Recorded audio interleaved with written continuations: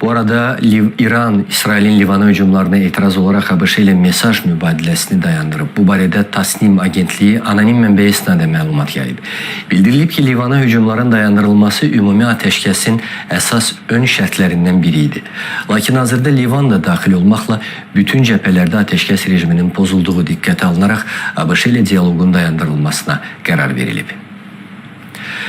İndi isə diqqətimizi yaxın şərqin qayran nöqtəsinə yönəldirik. İsrail-Livan sərhəddinə. Burada ateşkəs kağız üzərində qalıb, hadisələr isə real döyüş xəttində davam edir. İsrail Bofor qalasını ələ keçirdiyini açıqlayıb.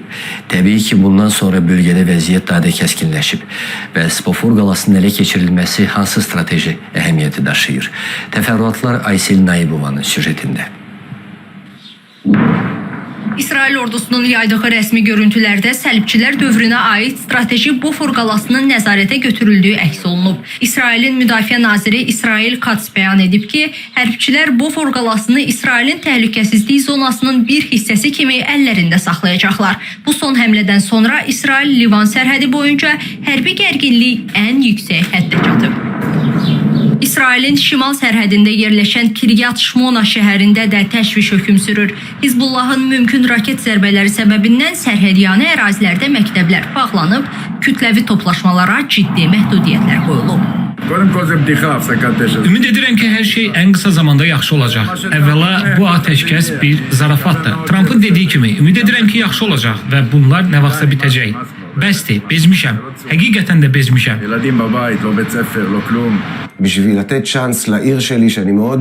Bütün günü hərbi bazada raketlər, dronlar, xəbərdarlıq siqnalizasiyası eşidirik. Nə vaxta qədər? Bu nə vaxt bitəcək?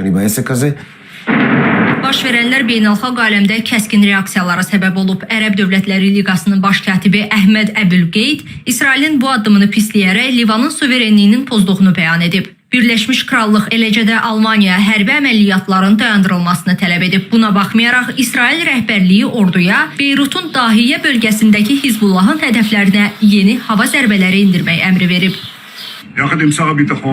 Müdafiə naziri ilə birlikdə İsrail müdafiə qüvvələrinə Beyrutdakı terrorçu hədəflərinə zərbə indirmək tapşırıq verdim. Hizbullahın şəhərlərimizə və vətəndaşlarımıza hücum etmə imkanı olmayacaq. Biz Livanın cənubundakı əməliyyatlarımızı intensivləşdirməyə davam edirik.